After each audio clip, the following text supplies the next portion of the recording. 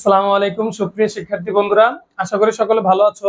আজকে আমরা তোমাদের যেই বিজ্ঞান অনুসন্ধানী বই আছে সেই বইয়ের যেই আমরা ক্লাস নিচ্ছিলাম গতির কথা, তার আজকে তৃতীয় পর্ব। এই পর্বে হচ্ছে আমরা ত্বরণ ও মন্দন এই দুইটা সম্পর্কে পড়বো, অর্থাৎ এক্সিলারেশন আর ডি এক্সিলারেশন কি, কিভাবে কাজ করে, এটার বাস্তবিক প্রয়োগ কেমন, এর গ্রাফ চার্ট কেমন, এর অঙ্কগুলো কেমন, এই বিষয় সম্পর্কে আজকে ক্লাসটা আমাদের হবে।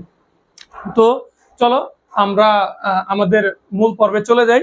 তোমরা দেখো, আমরা যদি প্রথমে বলি ত্বরণ কি, তোমাদেরকে যদি আমি বলতে চাই যে ত্বরণ আসলে বিষয়টা কি, তাহলে ত্বরণ হবে এমন একটা জিনিস, অর্থাৎ ত্বরণ বা এক্সিলারেশন হচ্ছে বৃদ্ধি হওয়া। কেমন হারে বৃদ্ধি হওয়া? এটা হতে পারে একই রকম হারে বৃদ্ধি হওয়া, হতে পারে ভিন্ন ভিন্ন রকম হারে বৃদ্ধি হওয়া, কখন অনেক বেশি হয়েছে, আবার একটু কম হয়েছে, আবার একটু বেশি হয়েছে, এরকম হওয়া। অথবা হইতে পারে সবসময় একই হারে বৃদ্ধি পেয়েছে, ধরো এইবারে 2, পরের বারে 2, পরের বারে 2, এই একই হারে যে বৃদ্ধি পাওয়া, এই বৃদ্ধি পাওয়ার নামটাই হচ্ছে কি এক্সিলারেশন বা ত্বরণ।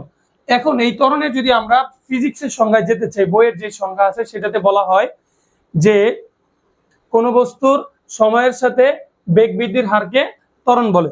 তাহলে চলো সংজ্ঞাটা লিখে দেই। সময়ের সাথে কোন বস্তুর বেগ বৃদ্ধির হারকে ত্বরণ বলে। আচ্ছা, এটা হচ্ছে সংজ্ঞা। এটা আরেকটা সংজ্ঞা লেখা যায় যে একক সময় কোন বস্তুর একক সময়ে যে পরিমাণ বেগ বৃদ্ধি পায় তাকে আমরা ত্বরণ বলি। তুমি যেমন এই সংজ্ঞাটা দিতে পারো, সময়ের সাথে কোন বস্তুর বেগ বৃদ্ধির হারকে ত্বরণ বলে। তুমি একইভাবে বলতে পারবা একক সময়ে কোন বস্তুর যে পরিমাণ বেগ বৃদ্ধি পায় তাই হচ্ছে তার সরণ। তাহলে আমরা যদি এই সংজ্ঞাটাকে দিয়ে যদি আমরা এটা সূত্রটাকে প্রমাণ করতে চাই, তাহলে কি, ধরো বেগটা যে বৃদ্ধি পাইছে এটা তুমি কিভাবে বুঝবা? তার শুরুতে এক ধরনের বেগ ছিল, পরে শেষে গিয়ে আরেক ধরনের বেগ হয়েছে। তাহলে তুমি কি করবা? শেষ টাকা থেকে শুরুর টাকাটাকে যদি শেষ জিনিসটা থেকে যদি তুমি শুরুর জিনিসটাকে বিয়োগ দিয়ে দাও, তাহলে তো তুমি কি পাবা? কতটুকু বৃদ্ধি হয়েছে এটা পাবা না? যেমন আমি যদি বলি তোমার কাছে শুরুতে আছে 5 টাকা, শেষে গিয়ে তোমার কাছে হয়েছে 20 টাকা, তোমার কাছে কত টাকা বেশি হয়েছে? তুমি বলবা কি 20 থেকে 5 বাদ দেন 15 টাকা বেশি হয়েছে। ঠিক বেগের বিষয়টাও এক। ধরো আমরা যদি ধরে নেই, সূত্রটাকে প্রমাণ করার জন্য ধরি বস্তুর বেগ, ধরি বস্তুর আদিবেগ, আদিবেগ ইউ ইজ ইকুয়ালস, আদিবেগ ইজ ইকুয়ালস টু ইউ। আমি তো জানি না আদিবেগ কত ছিল, তার জন্য আমি ধরে নিচ্ছি আদিবেগটা ছিল কি ইউ। ধরে নিলাম বস্তুর শেষ বেগ, বস্তুর শেষ বেগ ইজ ইকুয়ালস টু ভি। আমি ধরে নিচ্ছি আদিবেগ ইউ আর শেষ বেগ ভি। এখন যদি আমি বৃদ্ধি বের করতে চাই, আমি যদি বৃদ্ধি বের করতে চাই বা পরিবর্তন বের করতে চাই, তাহলে সবসময় মনে রাখবা যে তুমি শেষ থেকে আদিটাকে কি করবা? বাদ দিবা। যদি তুমি এদের পরিবর্তন বা বৃদ্ধি নির্ণয় করতে চাও, সবসময় শেষ থেকে আদি বাদ দিবা। তাহলে তুমি লিখবা সুতরাং বেগ বৃদ্ধি, বেগ বৃদ্ধি সমান সমান কি লিখবা? আদিবেগ মাইনাস শেষ বেগ মাইনাস আদিবেগ। এই পরিমাণ বেগই তার কি হয়েছে? বৃদ্ধি পাইছে না? অর্থাৎ শেষ বেগ থেকে আদিবেগ বিয়োগ দিলে যা হবে তাই তার বেগ বৃদ্ধি পেয়েছে। এখন এই বেগটা বৃদ্ধি পেয়েছে কত সময় ধরে? তুমি যতটুকু সময় ধরে হিসাব করছো ততটুকু সময় ধরে।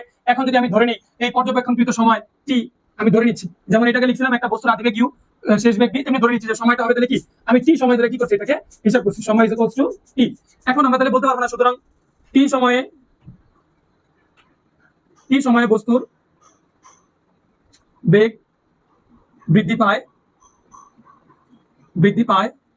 Is equals to v minus you.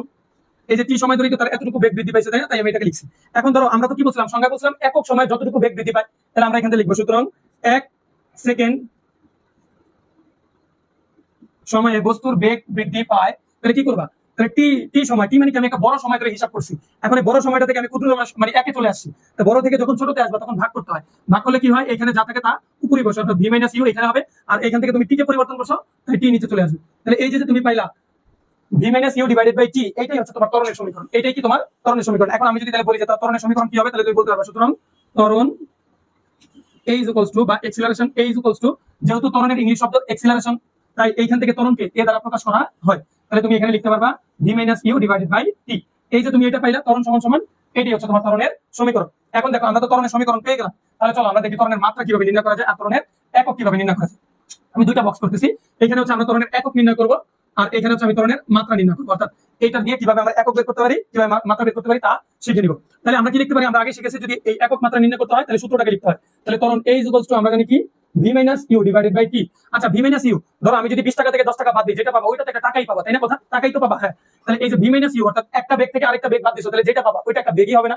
হ্যাঁ, তাহলে আমরা এটাকে লিখে ফেলি। ধরো আমি এখানে লিখলাম হচ্ছে বেগের পরিবর্তন, বেগের পরিবর্তন, আর নিচে লিখলাম আমি কি নিচে লিখলাম হচ্ছে টি তে সময়, তাই আমি লিখলাম সময়। এখন দেখো বেগের যদি পরিবর্তন হয় তাহলে সেটা একটা বেগ। এই বেগের একক কি? বেগের একক আমরা শিখেছিলাম, বেগের একক হচ্ছে মিটার পার সেকেন্ড। এটা আমরা গত ক্লাসে বের করা শিখেছি বেগের একক কিভাবে মিটার পার সেকেন্ড হয়। এবার সময়ের একক কি? শুধু সেকেন্ড, তুমি বসে দিলাম সময়ের একক সেকেন্ড। এখন দেখো এইটাকে তুমি লিখো মিটার পার সেকেন্ড। এখন এই যে ভাগ চিহ্ন আছে, এই ভাগ চিহ্নটাকে গুণ দাও। যখন গুণ দিবা তাহলে নিচে যা থাকবে তার পাওয়ারটা কি হয়ে যায়? ইনভার্স হয়ে যায়। যেহেতু নিচে এর পাওয়ার ছিল 1, কোনো কিছু নাই মানে পাওয়ার কত ছিল 1, তাহলে এর পাওয়ারটা কি হয়ে যাবে? ইনভার্স বা বিয়োগ হয়ে যাবে। তাহলে তুমি এখান থেকে পাবা কি?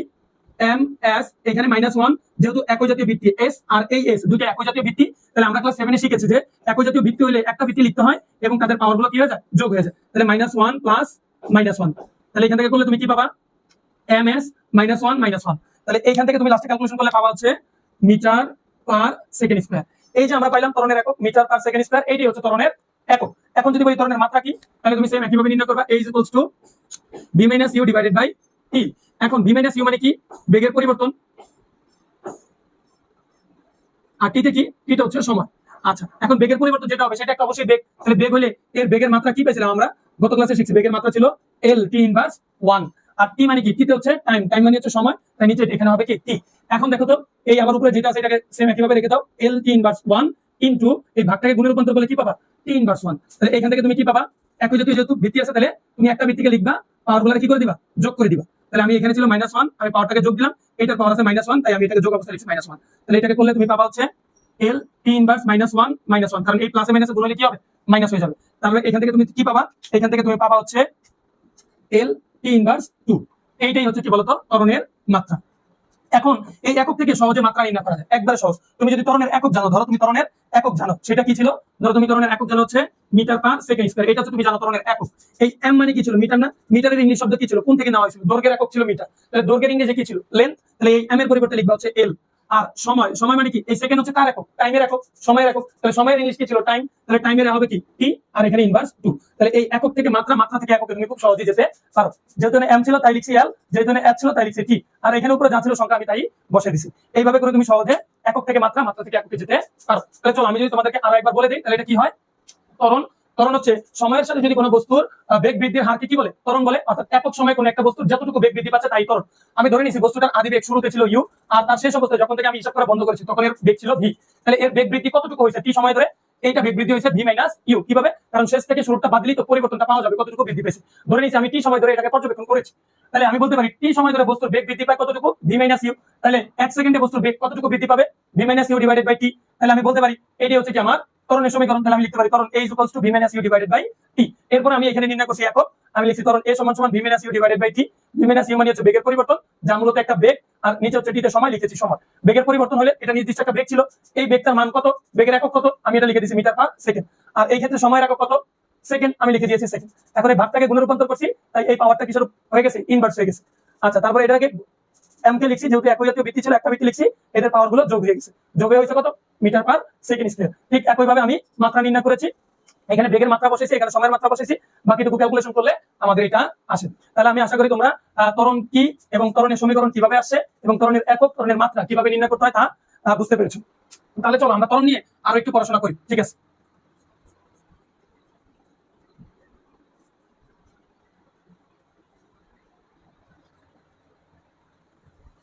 আচ্ছা, আমরা বলতে পারি ত্বরণ একটা ভেক্টর রাশি। আমরা কি বলতে পারি? ফার্স্ট অফ অল ত্বরণ সম্পর্কে যা যা পড়া যায়, মানে একটা ত্বরণ সম্পর্কে তুমি কি কি জানা রাখবা। হ্যাঁ, এই ত্বরণ সম্পর্কে তুমি যা যা জেনে রাখবা তা আমি তোমাকে লিখে দিচ্ছি।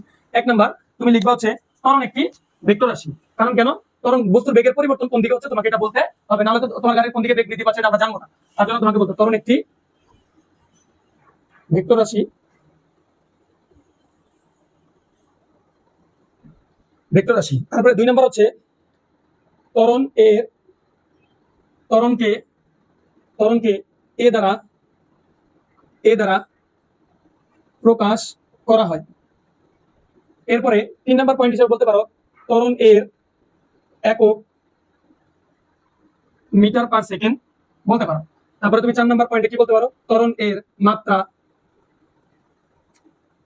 l t inverse 2। তুমি ত্বরণ সম্পর্কে আরো এই 4টা জিনিস এক বাক্যে মনে রাখতে পারো যে ত্বরণ কি, ত্বরণকে কি দ্বারা প্রকাশ করা হয়, ত্বরণের একক কি, ত্বরণের মাত্রা কি। ঠিক আছে? ত্বরণকে এ দ্বারা কেন প্রকাশ করা হয়? কারণ ত্বরণের ইংলিশ হচ্ছে কি? এক্সিলারেশন। এক্সিলারেশন বানানে এ আসে ACCELE, এই যে যেহেতু তোমার বানানে এ আসে শুরুতে, তার জন্য এটাকে আমরা কি বলি?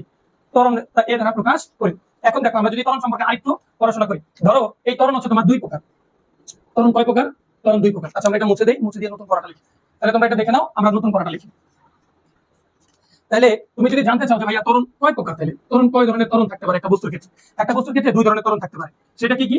একটা বস্তুর ক্ষেত্রে একটা ত্বরণ হতে পারে হচ্ছে তোমার অসম ত্বরণ। অসম ত্বরণ এর ইংলিশ হচ্ছে ডি এক্সিলারেশন। আর আরেকটা ত্বরণ থাকতে পারে, সেটা হচ্ছে কি সমত্বরণ। সরি এই অসম ত্বরণের ইংলিশ ডি এক্সিলারেশন না, মন্দনের ইংলিশ হচ্ছে ডি এক্সিলারেশন। তাহলে সমত্বরণ একটা হচ্ছে সমত্বরণ, আরেকটা হচ্ছে কি অসমত্বরণ। অসমত্বরণ। আচ্ছা এখন আমাদের প্রশ্ন আসতে পারে মাথায়, সমত্বরণ কি অসমত্বরণ কি? সমত্বরণ মানে হচ্ছে কোন বস্তুর বেগ বৃদ্ধির হার যদি সর্বদা সমান থাকে, অর্থাৎ এই সেকেন্ডে 2 মিটার করে বা মিটার পার সেকেন্ড করে বাড়ছে, পরের সেকেন্ডে 2 মিটার পার সেকেন্ড করে বাড়তেছে। এমন না যে এইবার 2 বাড়ছে, পরের বার 5 বাড়ছে, আবার পরের বার 3 বাড়ছে, এরকম এলোমেলো না। একটা নির্দিষ্ট ধারা 2 অথবা 5 অথবা 1 যাই হোক না কেন একটা নির্দিষ্ট ধারায় পরিবর্তন হচ্ছে, তখন তাকে বলি সমত্বরণ। আর অসমত্বরণ কাকে বলে? অসমত্বরণ হচ্ছে যদি বস্তুর বেগ বৃদ্ধির হার সর্বদা সমান না হয়, কোনোবার বেশি কোনোবার কম, কোনোবার আবার বেশি কোনোবার একবারে কম, এরকম যদি হইতে থাকে, অর্থাৎ এর বেগ বৃদ্ধির হার যদি বারবার পরিবর্তন হতে থাকে, তখন তাকে আমরা বলি কি অসমত্বরণ। চলো আমরা তোমাকে সংজ্ঞা দুটো লিখে দিই। সমত্বরণ, সমত্বরণ মানে হচ্ছে কোন বস্তুর বেগ বৃদ্ধির হার সর্বদা সমান হলে তাকে সমত্বরণ বলে। আচ্ছা কেমন? এটার কোনো কি বাস্তবিক উদাহরণ আছে? হ্যাঁ আছে। এটা বাস্তবিক উদাহরণ কি? যেমন এটা হচ্ছে অভিকর্ষ বলের প্রভাবে ভূপৃষ্ঠে মুক্তভাবে করন্ত কোনো বস্তুর ত্বরণ সমত্বরণ। অভিকর্ষজ বলের প্রভাবে করন্ত বস্তুর ত্বরণ, করন্ত বস্তুর ত্বরণ। আচ্ছা এটা কেন বললাম?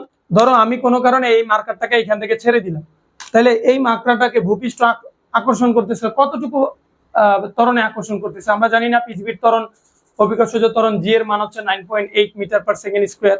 যেহেতু এটা জানি পৃথিবীর ত্বরণ এত, তাহলে পৃথিবীর ত্বরণ মানিয়েছে একটা বস্তু যখন মুক্তভাবে পড়তে থাকে, তখন পৃথিবী তার দিকে তাকে 9.8 মিটার পার সেকেন্ড বেগে কি করতে থাকে? টানতে থাকে। অর্থাৎ প্রতি সেকেন্ডে তুমি দেখবা একটা বস্তু যখন উপর থেকে ছাড়ছে, এর বেগ আস্তে আস্তে ক্রমান্বয়ে বাড়তেই থাকে। একদম শেষ ভূমি স্পর্শ করার আগ মুহূর্ত পর্যন্ত তার বেগ হয় সবচেয়ে বেশি। কারণ কেন? সে এতক্ষণ ধরে যত সময় অতিক্রম করছে, সে আস্তে আস্তে পথ অতিক্রম করছে।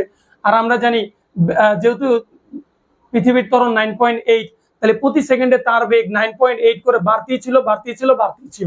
তাহলে যেহেতু এত বাড়তেছিল, ওই ভূমি স্পর্শ করার আগ মুহূর্ত পর্যন্ত তার বেগ বেড়েই গেছে। তাই ভূমি স্পর্শ করার পূর্ব পর্যন্ত তার বেগটা কি থাকবে? বৃদ্ধি পেতে থাকবে, এবং ওই সময় তার বেগটা হবে সর্বোচ্চ। তাই আমরা বলতে পারি অভিকর্ষ বলের প্রভাবে করন্ত বস্তুর ত্বরণ হবে কি সমত্বরণ। এখন এই সমত্বরণের ক্ষেত্রে একটা তুমি যদি গ্রাফ আঁকো, ত্বরণ যদি বুঝতে চাও আসলে কি, তাহলে আমি তোমাকে একটা গ্রাফ এঁকে দেখাতে পারি।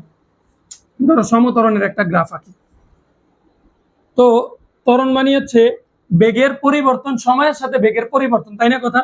ধরো এখানে আমি নিলাম হচ্ছে বেগ, এখানে ধরো বেগ 0, এখানে বেগ 10, এখানে বেগ 20, এখানে বেগ 30, এখানে বেগ 40, এখানে বেগ 50। আমি ধরে নিচ্ছি এইখানে সময় 5, এইখানে সময় 10, এইখানে সময় 15, এখানে সময় 20, এখানে সময় 30। আমি ধরে নিচ্ছি আমার মন মতন করে। হ্যাঁ আমি বলে দিলাম, আমি এদিকে টাইম হিসাব করতেছি, সময় হিসাব করতেছি। এই সময়টা হচ্ছে টিতে, আর এটার একক হচ্ছে এস। ঠিক আছে কথা? আর আমি এইটাকে বলে দিলাম, আমি এইদিকে হিসাব করতেছি বেগ, আর এই বেগকে আমি প্রকাশ করতেছি ভি দ্বারা। এই বেগের একক হচ্ছে কি মিটার পার সেকেন্ড, এটাকে হিসাব করা হয়েছে। হ্যাঁ আচ্ছা এখন তুমি দেখো, যখন 0 সেকেন্ড ছিল, অর্থাৎ যখন বস্তুটা এখনো যাত্রা শুরু করে নেয়, তখন তাহলে বস্তুটা এখানে সময় শূন্য, বস্তুর বেগও কি শূন্য। এখন ধরো যখন 5 সেকেন্ড অতিক্রম করছে, তখন দেখলাম বস্তুর বেগ কত হয়ে গেছে? বস্তুর বেগ হয়ে গেছে হচ্ছে তোমার 10। এই হয়ে গেছে বস্তুর বেগ। ঠিক আছে কথা? বস্তুর বেগ দেখলাম হচ্ছে 10, তাহলে এইটা হচ্ছে বস্তুর বেগ। আচ্ছা এখন দেখো, যখন দেখলাম সময় 10, তখন দেখলাম বস্তুর বেগ হয়ে গেছে কত? 20। তখন দেখলাম বস্তুর বেগ হয়ে গেছে হচ্ছে তোমার 20। এরপরে যখন সময় 15, তখন দেখলাম বস্তুর বেগ হয়ে গেছে হচ্ছে তোমার 30। যখন 20, তখন দেখলাম তোমার মনে করো বস্তুর বেগ হয়ে গেছে 40। যখন 30, তখন ধরো যখন 25, তখন ধরো বস্তুর বেগ হয়ে গেছে হচ্ছে তোমার 50। 50। এন্ড দেখো তুমি যদি এই গ্রাফটাকে যোগ করো এই বরাবর,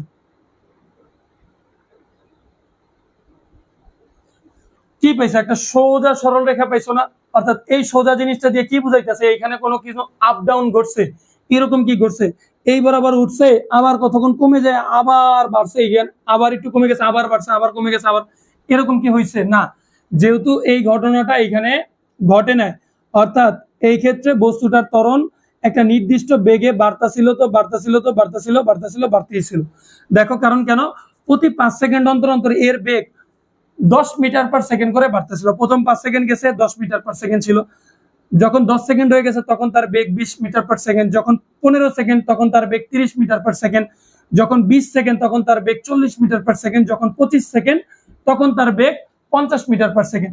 এই যে একটা নির্দিষ্ট ধারায় আগালো, তাহলে এইটাকে বলি কি আমরা সমত্বরণ। তুমি যদি এই ত্বরণটা দিয়ে একটা ম্যাথ করতে চাও, তাহলে দেখো তুমি খুব সহজে এটা ত্বরণ, এই গ্রাফ থেকে তুমি ত্বরণ নির্ণয় করতে পারবা। তাহলে ত্বরণ এ মানে কি জানো তুমি, শেষ বেগ মাইনাস আদি বেগ ডিভাইডেড বাই টি। এখন দেখো তোমার এটার শেষ বেগ মাইনাস আদি বেগ অর্থাৎ v minus u divided by t. এখন তোমার এই গাড়ির সবচেয়ে শেষ বেগ কত ছিল? 50 না? এই যে এখানে উঠে গেছে না, এটা গাড়িটার বেগ, তাহলে 50 ছিল তার শেষ বেগ, তাহলে তুমি বসাও 50 তার শেষ বেগ, বিয়োগ আছে তুমি বিয়োগ চিহ্ন দাও। শুরুতে যখন হিসাব করা শুরু করছিলাম আমরা, এই যে আমরা তো 25 সেকেন্ড যাবত সময় হিসাব করছি, তাই না কথা? এখন 25 সেকেন্ডের যখন আমরা সময় হিসাব করছি 0 সেকেন্ডে, তখন গাড়ির বেগ কত? 0, তাহলে আদি বেগ কত হবে? 0। আর আমার সময়ের ব্যবধান কত বলতো? 5 সেকেন্ড না? এই যে 0 থেকে এটা 5, এটা থেকে এটা 5, এটা থেকে এটা 5, এটা থেকে এটা 5, এটা থেকে এটা 5, কিন্তু আমি টোটাল কত সময় হিসাব করছি এখান থেকে এখান পর্যন্ত? আমি টোটাল হিসাব করছি হচ্ছে তোমার 25 সেকেন্ড সময়। আমার পর্যবেক্ষণকৃত সময় কত? 25 সেকেন্ড। তাহলে আমি এখানে কত বসাবো? 25 সেকেন্ড। বুঝছো কথা কি কইছি? এখন দেখো তুমি 50 থেকে 0 বাদ দিলে কত হবে? 50ই হবে, তাই না? এখন তুমি যদি এই নিচে 25 ছিল, তুমি 25 লিখো, তাহলে কত পাবা? ভাগ করলে পাবা হচ্ছে 2 মিটার পার সেকেন্ড। অর্থাৎ এই গাড়িটার বেগ প্রতি সেকেন্ডে 2 মিটার পার সেকেন্ড করে করে বৃদ্ধি পেতে ছিল। কারণ কেন দেখো তো, 0 সেকেন্ড থেকে 5 সেকেন্ড অতিক্রম করার সাথে সাথে তার বেগ হয়ে গেছে কত? 10। তাহলে তুমি যদি এই প্রথম 5 সেকেন্ডের ক্ষেত্রে তার বেগটাকে হিসাব করতে চাও, তাইলেও দেখবা যে তুমি এর ত্বরণ পাইতেছো 2 মিটার পার সেকেন্ড। দেখো আমি তোমাকে এটাকে আবার নির্ণয় করে দেখাই। a is equals to v minus u divided by t। এইবার আমরা শুধু এতটুক নিয়ে কাজ করব। আমরা বলছি যে এটা একটা সমত্বরণের গ্রাফ। আমরা দেখলাম যে গাড়িটার ত্বরণ হচ্ছে কত? 2। তাহলে প্রতি ক্ষেত্রে গাড়িটার ত্বরণ কত থাকার কথা? 2 থাকার কথা। দেখো আমরা এটা পাই কিনা। তাহলে গাড়িটার শেষ বেগ 5 সেকেন্ড পরে গাড়িটার শেষ বেগ হচ্ছে 10, আর শুরুতে যখন ছিল তখন গাড়ির বেগ ছিল 0। সময় কত সেকেন্ড? 5 সেকেন্ড। এই যে আমি 5 সেকেন্ড যাবত হিসাব করতেছি। এখন এটাকে যদি নিয়ে ভাগ করি তাহলে কত পাবা? তুমি 10 কে ভাগ করবা 5 দিয়ে, তাহলে পাবা হচ্ছে 2 মিটার পার সেকেন্ড। তাহলে এরকম যদি ম্যাথ আসে, করা যাবে না? এরকম ম্যাথই আসবে তোমার কাছে। আদি বেগ শেষ বেগ দিয়ে দিবে, সময় দিয়ে দিবে, তোমাকে বলবে গ্রাফ থেকে ত্বরণ নির্ণয় করো। অথবা তোমাকে কি বলবে? উদ্দীপকে বলে দিবে যে একটা গাড়ি যাত্রা শুরু করা অবস্থায় তার বেগ এত ছিল, যাত্রা শেষে বা অমুক জায়গায় এত সময় পরে গাড়িটার বেগ এত হলো, তাহলে গাড়িটার ত্বরণ কত ছিল। তাহলে ওই যে যখন থেকে সময় হিসাব করা হয়েছে, যখন থেকে সময় শেষ করা হয়েছে, তাহলে ওই দুইটা বেগ নিয়ে তুমি ধরবা। যখন থেকে সময় হিসাব করা হয়েছে ওইটাকে ধরবা আদি বেগ, যে সময়টাকে হিসাব করা বন্ধ করে দেওয়া হয়েছে ওইটাকে ধরবা তুমি শেষ বেগ। তাহলে শেষ বেগ থেকে আদি বেগকে বাদ দিবা, আর এইটুকু সময়ে কতটুকু সময় এটাকে হিসাব করা হয়েছে এই সময় দিয়ে এটাকে ভাগ করে দিবা, তাইলে তুমি কি পেয়ে যাবা? ওই গাড়িটার জন্য তুমি ত্বরণ পেয়ে যাবা। তাইলে আমরা যদি সমত্বরণের গ্রাফ বুঝে থাকি এবং আমরা দুইটা ম্যাথও দেখলাম, তাহলে এইভাবে প্রত্যেক ক্ষেত্রে গাড়ির বেগ ত্বরণ কি আসবে? সর্বদা সমান আসবে। তাহলে চলো এবার আমরা দেখিয়ে নেই হচ্ছে অসমত্বরণ। অসম মানে হচ্ছে তুমি কথাতেই বুঝতে পারছো যেটা কি হবে না, বেগ বৃদ্ধির হার সর্বদা সমান হবে না, শুধু এটাই লিখবা।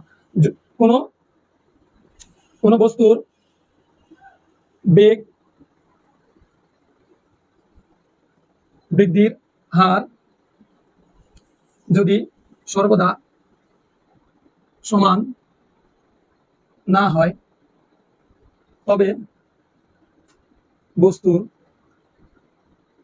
সেই ত্বরণকে অসমত্বরণ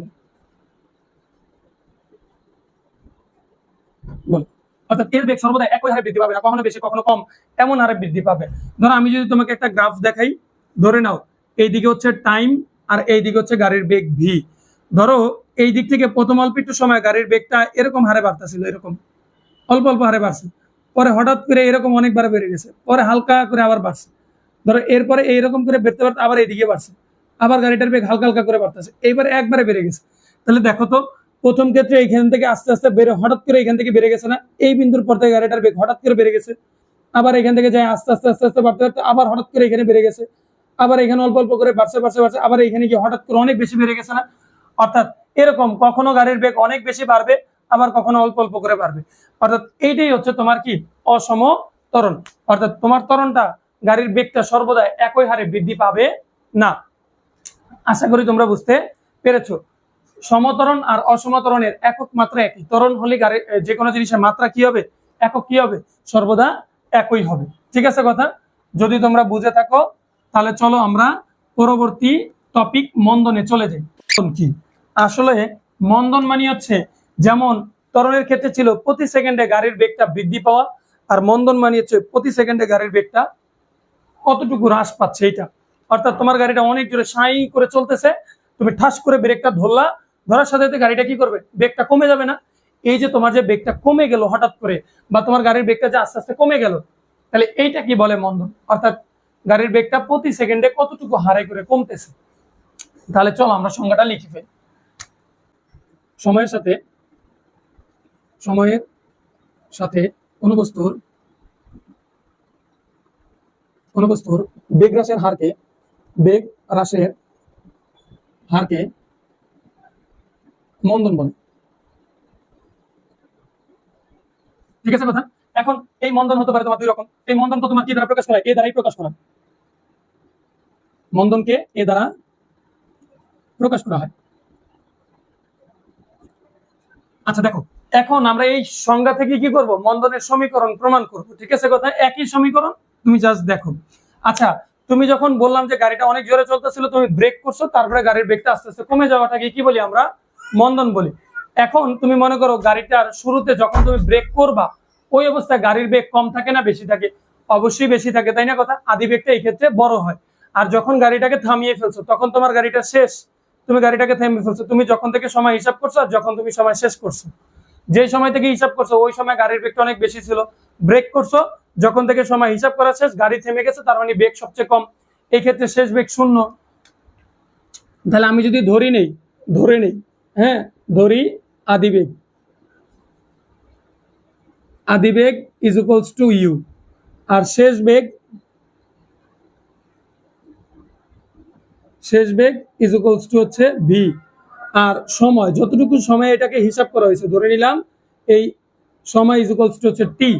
এখন তুমি যদি এই বেগের পরিবর্তন বের করো, অর্থাৎ তার বেগ কতটুকু কমছে, এটা তুমি কিভাবে বের করতে পারবা, তাহলে তুমি লিখতে পারবে এইভাবে। সুতরাং টি সময়ে তুমি লিখবে হচ্ছে বেগ হ্রাস, সুতরাং বেগ হ্রাস মানে কি, আদি বেগ থেকে তার শেষ বেগকে এবার বাদ দেব, তাই না কথা? হ্যাঁ তুমি বাদ দাও, শুরুতে তার ছিল বেগ ইউ, এখান থেকে তোমার গাড়ির শেষে বেগ হয়েছে ভি, এটাই তার বেগের পরিবর্তন করছে না যখন তুমি ব্রেক করছো। আচ্ছা, এখন তুমি লিখতে পারো সুতরাং টি সেকেন্ড সময়ে বেগ হ্রাস পায় কতটুকু বলতো, ইউ মাইনাস ভি, এতটুকু বেগই তো হ্রাস পাইছে টি সেকেন্ড সময় ধরে। তাহলে আমি যদি 1 সেকেন্ডে হিসাব করতে চাই, 1 সেকেন্ডে কতটুকু করে হ্রাস পাইছে, তাহলে 1 সেকেন্ড সময় বেগ হ্রাস পাবে কতটুকু হবে, সেম একইভাবে u minus v divided by t, তাই না কথা? তাহলে এইটাকে এইভাবে না পড়ে আমি যদি একটু অন্যরকম ভাবে করতে চাই, তাহলে এইটাই হচ্ছে তোমার, ধর এইটাই তোমার মন্দনের সমীকরণ। হ্যাঁ আমি বলতে চাই এইটাই তোমার মন্দনের সমীকরণ। মন্দন A ইজ ইকুয়ালস টু কি হবে, u minus v divided by t. কিন্তু দেখো তুমি ত্বরণের জন্য পড়ছো একটা সমীকরণ, আবার মন্দনের জন্য এসে পড়বে আরেকটা সমীকরণ, কি একটা জ্বালা, একটা সমস্যা সৃষ্টি হয় না? এর জন্য আমরা বলি যে সমস্যার কিছু নাই, তুমি মন্দন সমান সমান এই সূত্রটা পড়বা।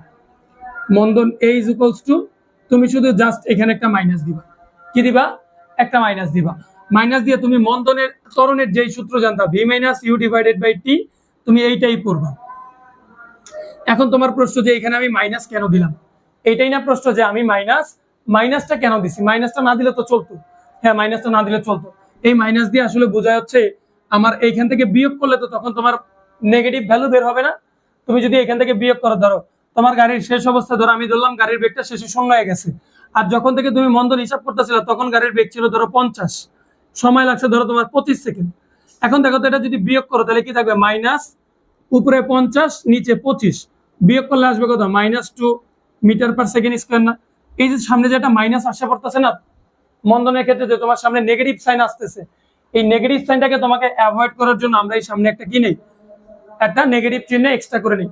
এই নেগেটিভ দিয়ে আমরা বলে দিই যে এই নেগেটিভ আসলে কিছু না, এই নেগেটিভ দিককে নির্দেশ করে। কি নির্দেশ করে বলতো, দিক নির্দেশ করে, নির্দেশ করে। অর্থাৎ তোমার গাড়ির বেগ যেই অবস্থায় ছিল, অর্থাৎ তার বেগ হ্রাস করা হয়েছে তার বিপরীত দিকে। ধরো আমার গাড়িটা এই দিকে চলতেছিল, তুমি ব্রেক করছো, অর্থাৎ এটাকে সামনের দিকে থেকে বাধা দেওয়া হয়েছে। গাড়িটাকে বাধা দেওয়ার কারণেই তো গাড়িটাকে আস্তে আস্তে গাড়িটা ধীরগতি সম্পন্ন হয়েছে। এই দিকটা দিয়ে বলি, অর্থাৎ গাড়ির বেগ যেদিকে ছিল বাধা তার বিপরীত দিক থেকে করা হয়েছে। এই মাইনাসটা দিয়ে জাস্ট দিক প্রকাশ করে, এছাড়া আর কিছু না। তুমি যদি এটা পড়ো, সেম এটা পড়লে তোমার এখানে পজিটিভ ভ্যালু আসবে, পজিটিভ ভ্যালু আসবে, ঠিক আছে কথা, তোমার ভ্যালুটা আসবে কি পজিটিভ। আর তুমি যদি মন্দন সমান সমান তুমি ওই ত্বরণের সূত্র লেখো তাইলে হবে মন্দন A = V - U / T। তুমি যদি এইটা লেখো এইটাও সত্য, তুমি যদি এটা লেখো এটাও সত্য, তুমি যদি এটা লেখো এটাও সত্য, তুমি যদি এটা লেখো এটাও কি সত্য, সবগুলো একই কথা নির্দেশ করে। যখন তুমি এটা করবা তখন তোমার এই অঙ্কের সামনে এরকম একটা মাইনাস সাইন চলে আসবে, তোমার আনসার আসবে তখন কি, এই আনসার আসবে হচ্ছে তোমার নেগেটিভ। কি আসবে বলতো, এই নেগেটিভ আনসার আসার কারণে তখন তোমাকে আবার একটা লাইন এক্সট্রা লিখতে হবে। সেটা কি লিখতে হবে, তোমাকে বলতে হবে যে বস্তুর বেগ যেদিকে ছিল বাধা তার বিপরীত দিক থেকে দেওয়া হয়েছে, ঠিক আছে কথা। তুমি তাহলে লিখবা বস্তুর গতি যেদিকে ছিল বাধা তার বিপরীত দিক হতে দেওয়া হয়েছে।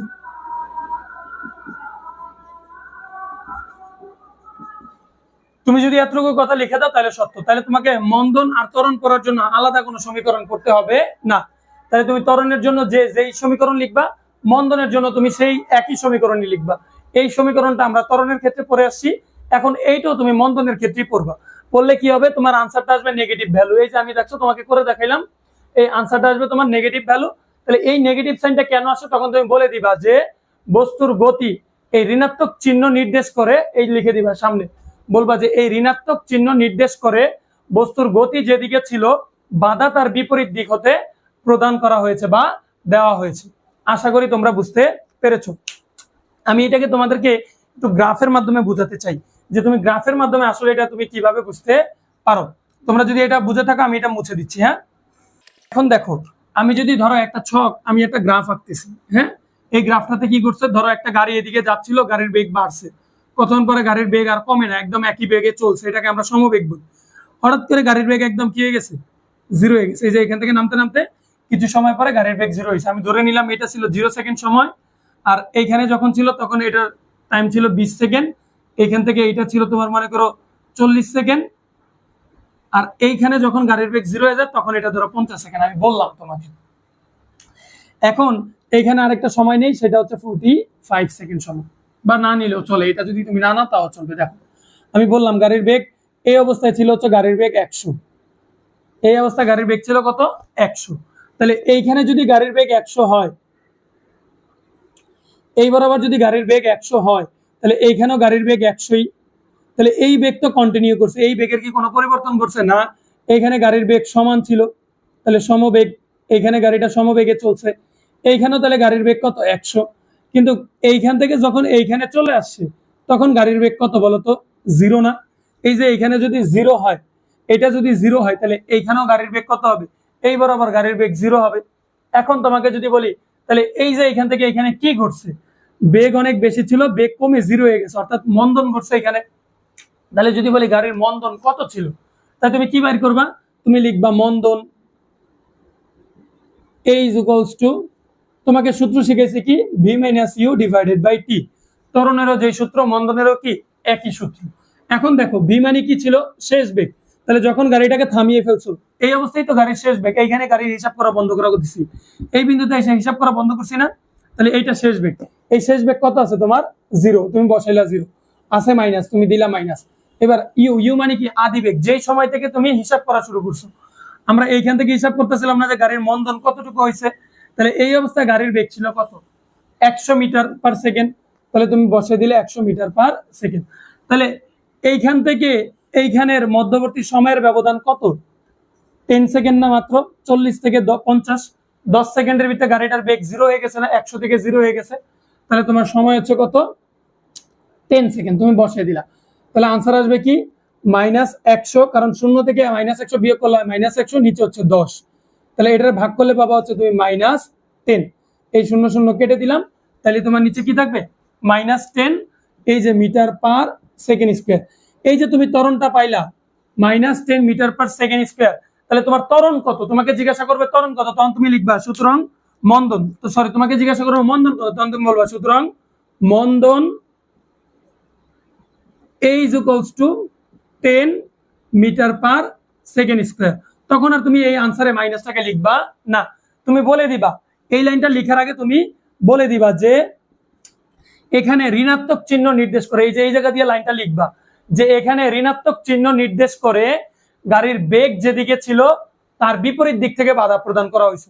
ধরো গাড়িটা তো এই দিক থেকে যাচ্ছিল, তাহলে এই গাড়িটা থেমে এইদিকে চলে আসছে, তাহলে গাড়িটার বেগ তো এই দিক বরাবর ছিল, এই দিক বরাবর গাড়িটার বেগ তো বাড়তা ছিল, যখন ধীরে ধীরে কমে গেছে তার মানে কি গাড়িটার বেগকে এইদিকে ধাক্কা দেওয়া হয়েছে না, গাড়িটাকে ধাক্কা না দিলে তো গাড়িটার বেগটা 0 হইতো না।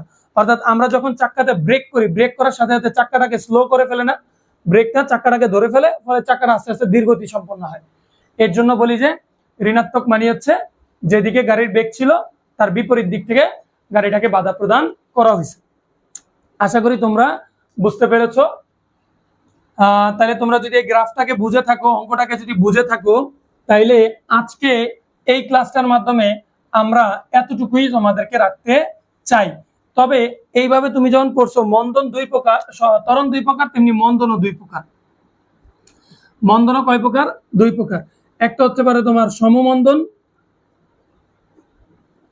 আর আরেকটা হচ্ছে তোমার কি অসমমন্দন। ওইটার ক্ষেত্রে একই সংজ্ঞা দিবা যদি বস্তুর বেগ হ্রাসের হার সর্বদা একই থাকে, অর্থাৎ বস্তুর প্রতি সেকেন্ডে যদি একই হারে কমতে থাকে তাহলে তাকে বলবা সমমন্দন, আর যদি বস্তুর বেগ সর্বদা একই হারে কমতে না থাকে তাহলে তাকে কি বলবা, অসমমন্দন। অর্থাৎ তুমি একবারে হাত ব্রেক করার সাথে সাথে গাড়ি জায়গায় দাঁড়িয়ে যাবে, আর অনেক সময় তুমি আস্তে করে ব্রেক ধরে রাখছো, আস্তে আস্তে আস্তে আস্তে আস্তে করে গাড়িটা থামতে থাকবে না, বলো তো। তাহলে দুই ক্ষেত্রে দুই রকম ভাবে গাড়ির মন্দন ঘটবে। এই ক্ষেত্রে গাড়ির মন্দনটা একবারে দাঁড়িয়ে যাবে, তুমি ব্রেক করার সাথে সাথে একবারে দাঁড়িয়ে গেছে, আর আরেকটা ক্ষেত্রে তোমার গাড়ি একটু আস্তে আস্তে আস্তে আস্তে করে করে থামছে। তাহলে তোমার যদি এমন ভাবে ব্রেক করো যাতে প্রতি সেকেন্ডে একই হারে করে করে বেগ কমে গেছে, তাহলে সেটা হবে সমমন্দন। আর এটা যদি প্রতি সেকেন্ডে একই হারে করে না কমে তাহলে সেটা হবে কি, অসমমন্দন। আশা করি তোমরা বুঝতে পেরেছো। আজকের এই তৃতীয় পর্বের মাধ্যমে আমি তোমাদেরকে চেষ্টা করেছি ত্বরণ এবং মন্দন সম্পর্কে, এদের গ্রাফ এবং সংজ্ঞা, একক মাত্রা ইত্যাদি বিষয়টাকে ক্লিয়ার করে দেওয়ার জন্য। আশা করি তোমাদের ভালো লেগেছে। যদি কোনো কিছুতে বুঝতে অসুবিধা হয়ে থাকে তাহলে কমেন্ট বক্সে কমেন্ট করে জানাও, আমরা তোমাদেরকে সর্বোচ্চভাবে বুঝিয়ে দেওয়ার চেষ্টায় থাকব। এবং তোমাদের সার্বক্ষণিক সহযোগিতার জন্য ইপি সায়েন্স একাডেমি প্রস্তুত আছে। আমাদের ভিডিওটিতে লাইক করে দাও আর বন্ধুদের মাঝে শেয়ার